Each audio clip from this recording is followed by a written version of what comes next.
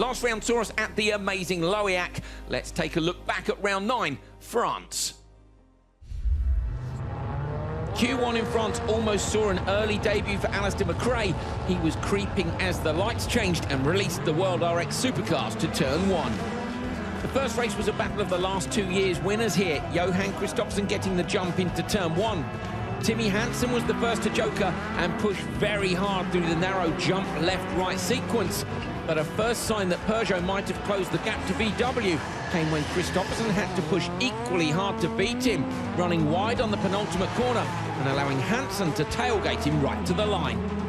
Ken Block wasn't keen on the result of the draw for Q1, starting on the outside, but he made a great getaway and held on to the whole shot in the Focus RS RX after some turn 1 contact. Solberg jokered early and Block responded to cover him off, but the American found a yet-to-joker Timo Scheider on the line as he merged. Solberg was in forceful mood and threw the VW Polo up the inside to eventually take the win. Old teammates Backrud and Nittish were the next to go door-to-door, or more accurately bumper-to-door, as the sideways Latvian led the tidy Norwegian around the tight French track. Nittish didn't joker until lap 3, releasing Backrud to go on a push for the win. He got the overlap and took P1, but the damage was already done and saw Backrud further down the timesheets than he would have liked. Old rivals Kevin Eriksson and Kevin Hansen had a decent scrap into the first corner in their race. And later in the encounter, newcomer Nico Müller showed he wasn't afraid to mix it with the regulars either. But the battling let Niklas Gronholm sneak through for second place to Eriksson, a great result for the Finn. Current World Rallycross champion Matthias Ekström and 9-time World Rally champion Sébastien Loeb were next to drag it out off the line, and it was Ekström who ended up leading. Loeb followed for a lap before deciding he had better pace and jokering. When Ekström rejoined behind on the last lap, the French crowd went mad. On to Q2. Race 3 saw a typical Lohéac first corner encounter. 5 into 1 just won't go. And on-form Niklas Gronholm looked like he might grab second place at the joker merge, but a little too much speed saw him drop down the order, while Kevin Hansen took the win. Kevin Eriksson tried another round the outside move on the way into turn 1, but it didn't quite work out.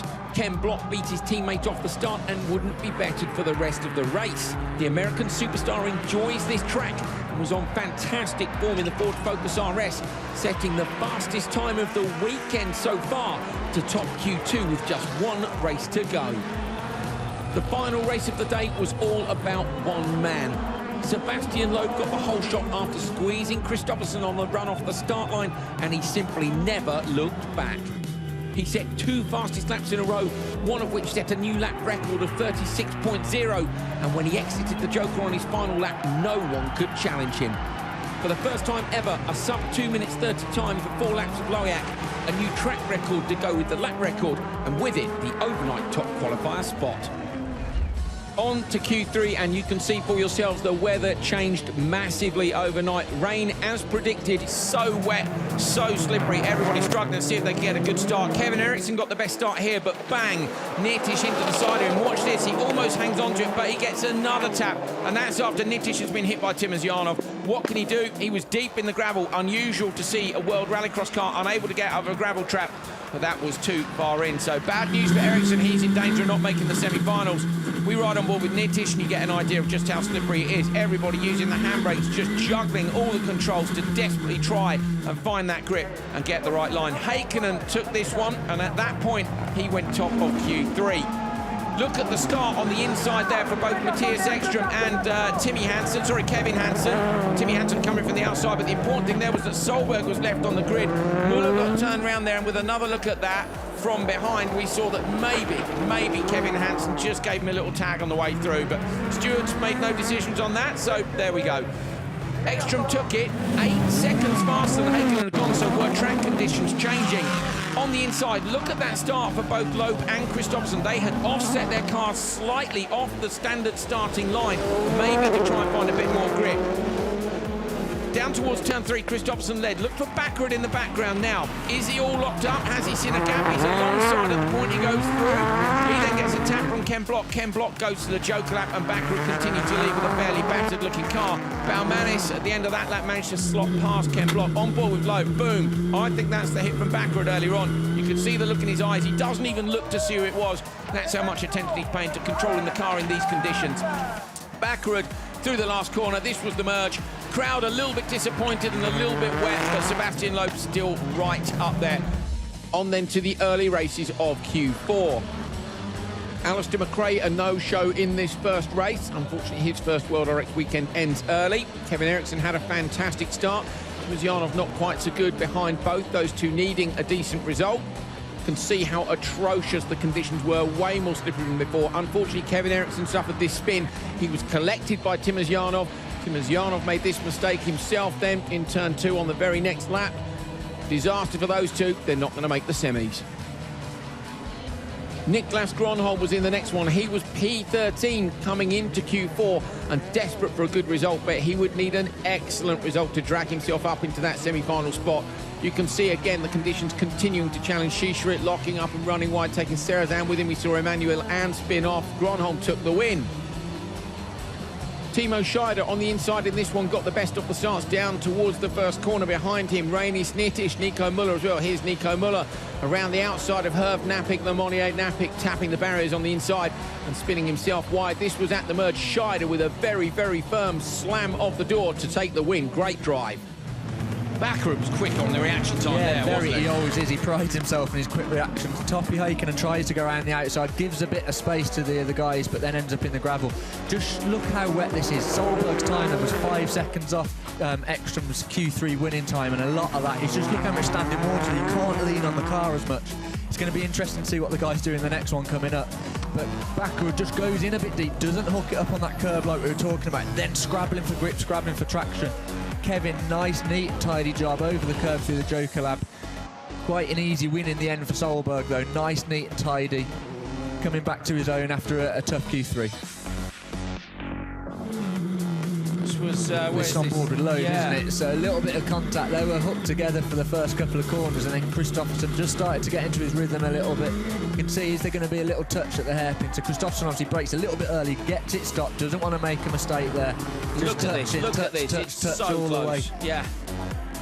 But Kristoffersson just looks ultra smooth, which we've seen, you know, in wet, dry, different circuits. He's so smooth. This is on board with Loeb, I think, through the Joker Lap over the right-hand curb. Then just trying to look for that traction. This was a merge with Loeb and Ekstrom again. Nice, neat and tidy racing. No one did anything stupid, did they? See, Ekstrom maybe had to check it up a little bit, and that's why he ended up backing it in. But, you know, fantastic job by Kristoffersson. On the front row, Johan Kristoffersson, the current World Championship leader. Next to him, the current World Rallycross champion.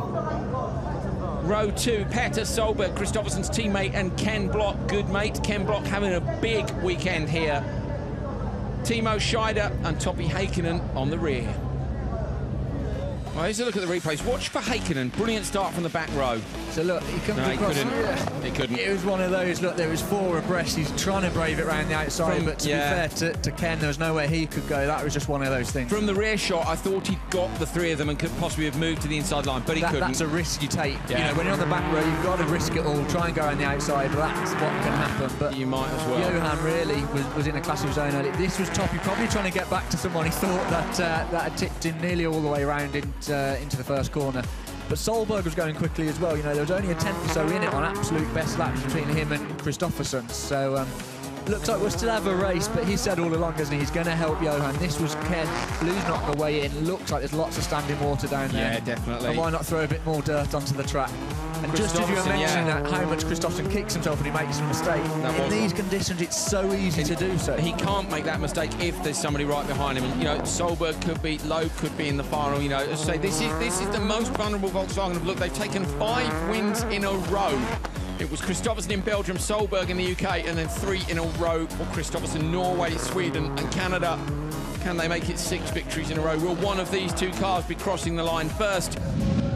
On pole position is the man that most of the 30,000 odd people here today in the rain would like to see win, and that is Sébastien Loeb. Next to him is the man who won here 2 years ago, Timmy Hansen.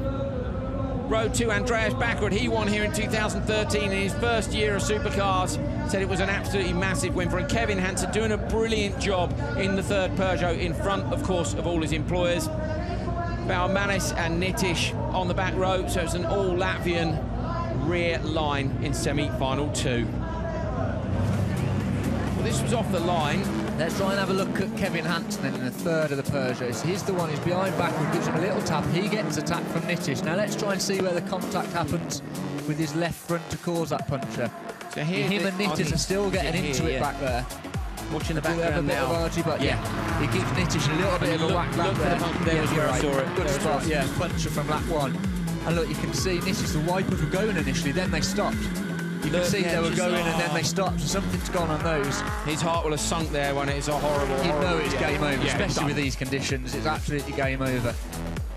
Loeb, to me, didn't look like he had great pace there. You know, Timmy took his joker, then caught him quite quickly. What was Timmy's best lap time in the end? Timmy's best lap time was at 40.7, which he did twice. This was Nitis with a little trip off. We can forgive him that with that visibility. So he's 1.3 off Johann's best lap. Loeb went, I think Loeb could have won that. If Just on joker strategy. Earlier. If he'd jokered 1 lap sooner, he'd have got track position. Look how close that was. Whereas Loeb had lost a second on the previous lap, I would think, with a moment somewhere. So. We saw it a couple of times yesterday. Joker lap strategy not quite working out for people. We've got one more race in Worlds to come, of course.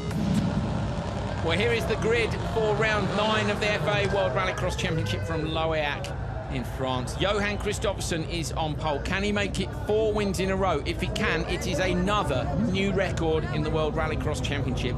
Timmy Hansen has won here before. Could he do it?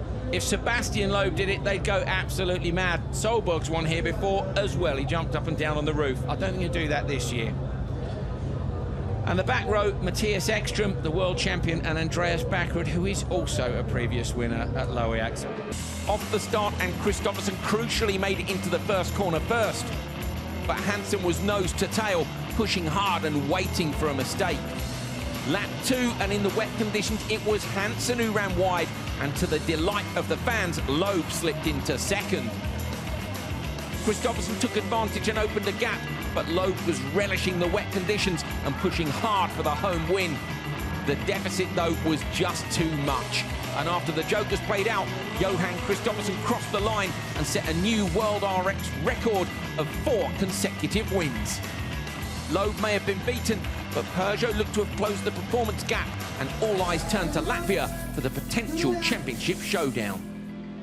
Well, the numbers tell the story. A huge lead for Kristoffersen with 5 wins and 2 second places to his name so far this campaign. He's also been on every podium bar round 1 in Spain, 8 in a row, which is another new record. PSRX Volkswagen Sweden increased their lead to 112 points over Team Peugeot Hansen. If the margin is the same or increased come the podium here in Latvia, PSRX will be crowned champions in their debut season. Quite remarkable.